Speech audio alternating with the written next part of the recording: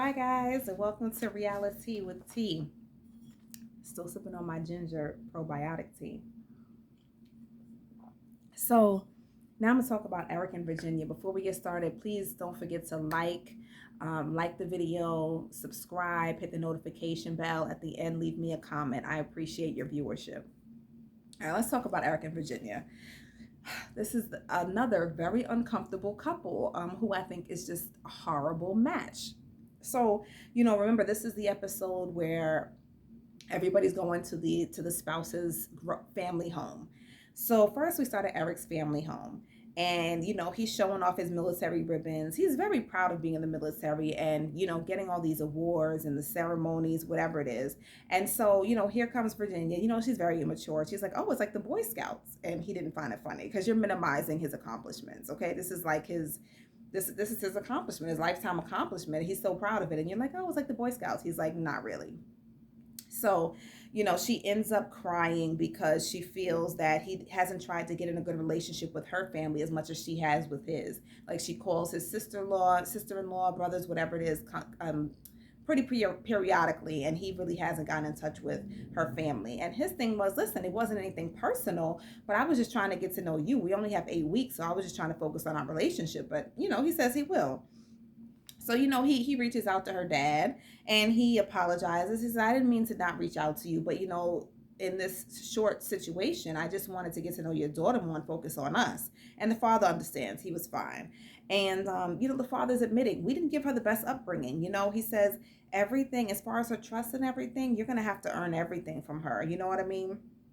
Um, he's very proud that he is his son-in-law. Remember, they have very similar political views, right? And the dad tells him, which a lot of people have been telling him, all marriages look different. Just because your parents had this great marriage, your marriage is not going to look like that. You and Virginia's marriage, you guys are two different individuals. Your marriage is going to look different from anybody else's. So don't try to fit it into a box, because that's not going to work, and Virginia's not going to go for it, So then we see Virginia playing basketball, because I guess she played basketball in high school. So they play basketball against each other, and that was cute. And, she talks about her high school senior night, and she talks about how her mom and dad weren't there. And I'm forgetting, the mother left the state. I guess it feels like the mother just like left her. Like, how do you leave your child, like a senior in high school, and just leave her? And I don't understand when parents do that now. Sometimes parents think, oh, my kid is in high school, it's time to party. That's the time you need to plug in, because that's when your kid might go the other direction. You don't know what they're doing in those streets. That's not the time to disconnect yourself. That's when you need to plug in. So the mother left her in one state, and she wasn't talking to her dad. So I believe it was her aunt who was there during her high school ceremony stuff. Like, how did your mother just leave? And then knowing that you're not getting along with your dad, like I would love to know more about that, because that sounds fishy. I don't know about that. So, Eric talks about, like, I want you to need me sometimes. He's one of those guys that need to feel needed. I think all men need to feel needed in a certain way. And, she's like, basically tells him, I don't think I'm ever going to need you, but can I just want you? And he's kind of like, sometimes even if you don't need guys to do something, you can act like you need them to do something. Allow them to do something for you. You know what I mean? Listen, I became the queen of it. Just allow them to do. All right, you want to do it? Listen, I need you to help me do this. I can't. Why exert yourself? You know what I mean? We all know you can do it. You've been living by yourself all this time. Allow this man to feel like he's needed. Okay? You have to. Her issue is that she will not bend on anything. She has a fear of somebody infringing upon her independence, controlling her. I understand I want to be controlled, but you are supposed to be trying to move to a partnership, and that's a big fear for her. And she doesn't know how to do it. I don't think she has the skills to do it. I think she needs to spend a lot of time in therapy to see that allowing somebody to love you and to care for you doesn't mean that they're taking anything from you.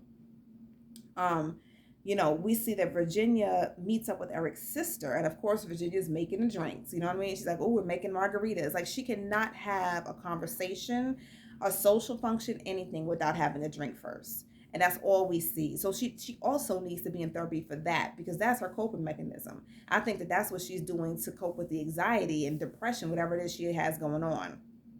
So, and also her loneliness, because she talks about that as a big reason as to why she doesn't want to move into Eric's condo. So, she talks to the sister-in-law who is really close to Erik about the arguments they've been having. And, the sister-in-law says to her, as anybody else would say, listen, if you're out at bars all night with guys, I think that he is going to feel insecure about that. And any guy will, Virginia. And Virginia's thing is he should trust me and it should be okay with him. And, you know, Virginia's saying like she's trying to work to get him to the number one spot. She wants him to be her person. I think, or did the sister say that? Like he wants to be her person. Yes, he wants to be in the number one spot, as he's supposed to be. If he's your partner, your husband, he is supposed to be in the number one spot. He's supposed to be the person that you go to for everything. It shouldn't have to be your friends. I understand where Virginia's coming from because she's like, he should trust me, it should be okay. I get it. I so get it. And I've been saying that before. I have a lot of male friends who are completely platonic. I see them as my besties. I used to party with them too. I used to, oh, there's something in the park, meet me at the park or pick me up. I don't have a ride. You know what I mean? And it was never anything.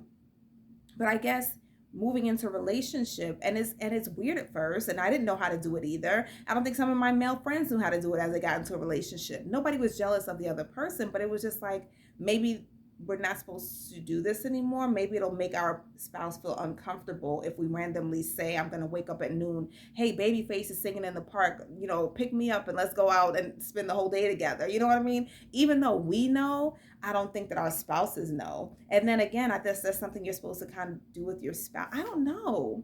Tell me what you think. Like, I think that how I understand where she's coming from though. Like, how much am I supposed to change?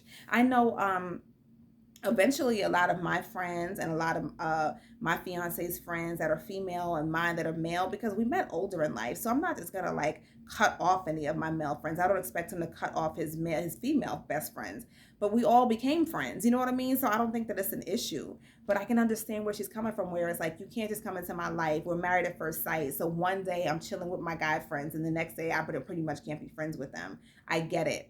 There has to be some kind of a balance or compromise here, though. Like, granted, I really wasn't sleeping over my male friends' couches. Like, I never really got that drop down drunk either. Maybe that needs to be her compromise. No more sleeping over. Like, you can get drinks once a month or whatever. But your husband does need to kind of see you a little bit more than your friends do, So now Dr. Pepper comes to talk to them, and she says they're still sweeping the problems, and that's what they're doing. They're still sweeping the big problems under the rug. Everything is great, great, great. And there's some people who it seems like everybody on this episode is doing that. Everything is amazing, and it's not. You know what I mean?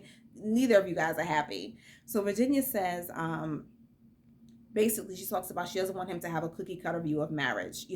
I don't want him to think that we have to fit into the way that his parents' marriage was, because that's not how this one is going to be. This is going to be different because I'm bringing something different to the table. And so Erik says, I understand where you're coming from, not trying to make it a cookie cutter view of marriage, but there are certain standards that you need in every marriage. And so I guess her thing is like, I'm never going to cheat on you, that's never an issue, blah blah blah. But it's like, okay, there are also certain things about respect. You know what I mean? Like, no, I would never be comfortable with you sleeping over your male friend's couches. It doesn't matter how many times I met them. They cool, whatever. But no, you need to bring your ass home. You know what I mean? So, she tells them to write goals. What behaviors, would serve the goals? So write the goals for your marriage and what behaviors are going to serve those goals that you want. And Virginia says, they both need to compromise, because she feels like Erik is kind of stuck in the constraints of what he thinks marriage should be, right? And Erik says, basically, I have standards. You know what I mean? Like, you can't be spending the night on guys' couches. And, Virginia she says, if you're traveling, am I supposed to come home to an empty house? So now here's a new issue.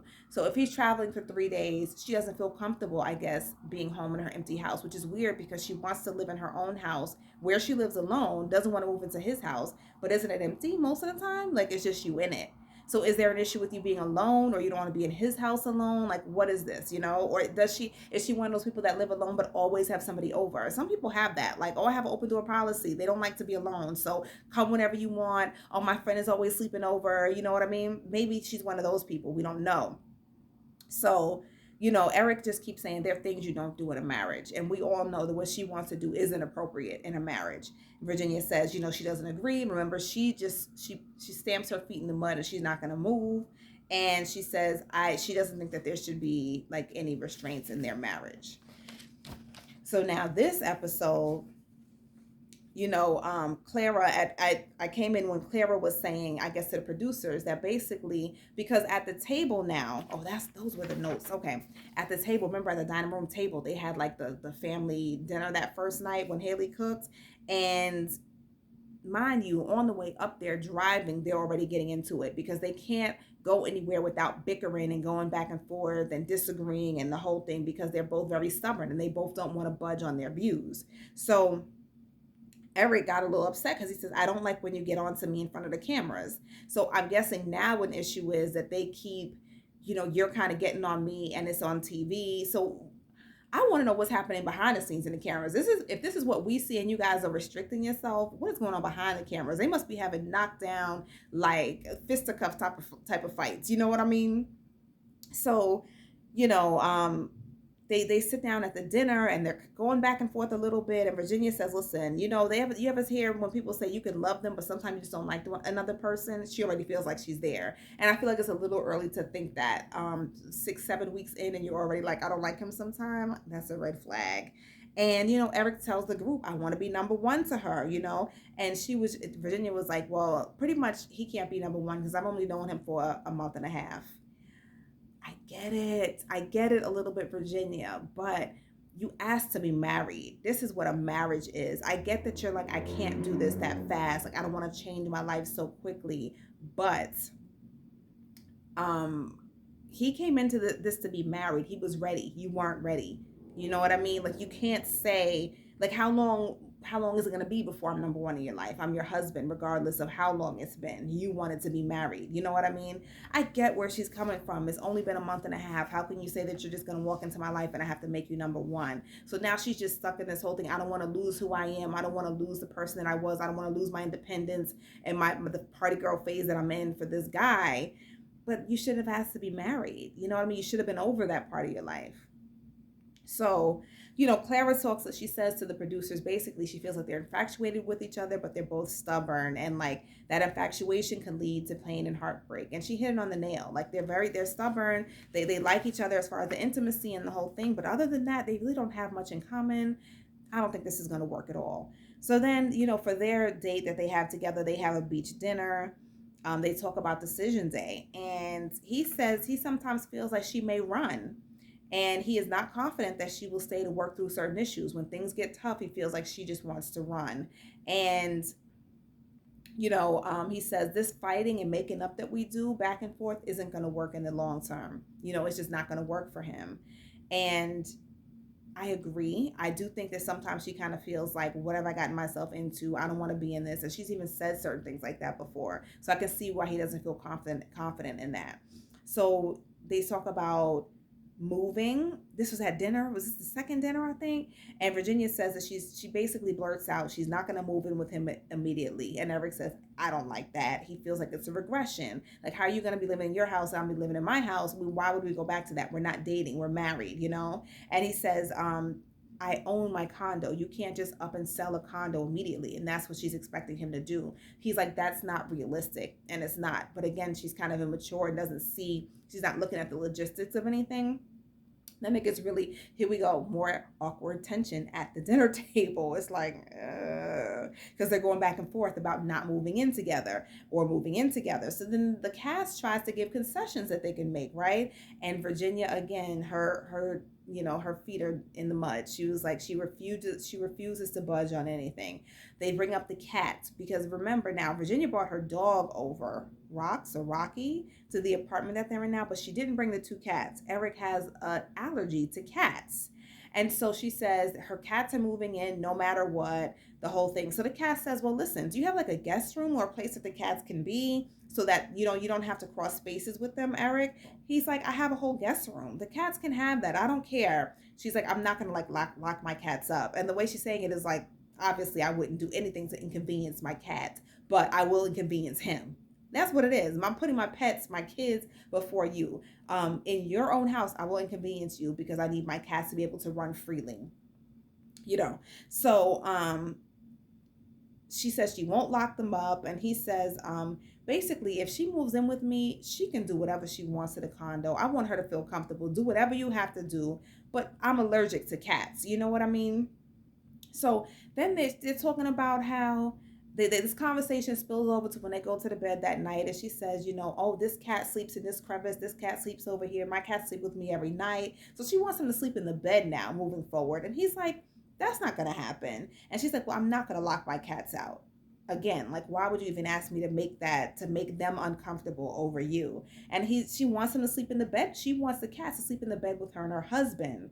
And she figures that Erik could just take allergy medicine for the rest of his life so that he can be around her cats. And he's just like, this isn't going to work. You know what I mean? Like, it's not even the fact, what you're saying is absolutely ridiculous on the surface level, but also it's the fact that you're not considering me at all. He's like, I would never put you in a situation where you were uncomfortable, let alone I would make you sick over my pets. That's not even a question. I would never do that. But she's acting like an 8-year-old and not even thinking about him at all. Does she even care about him? Does she care about his wellness? There's no way you're going to put me on no damn medication. Not when I'm healthy and moving around freely. Am I going to be put on medication for my life so I can so I have to live with your cats? Absolutely not.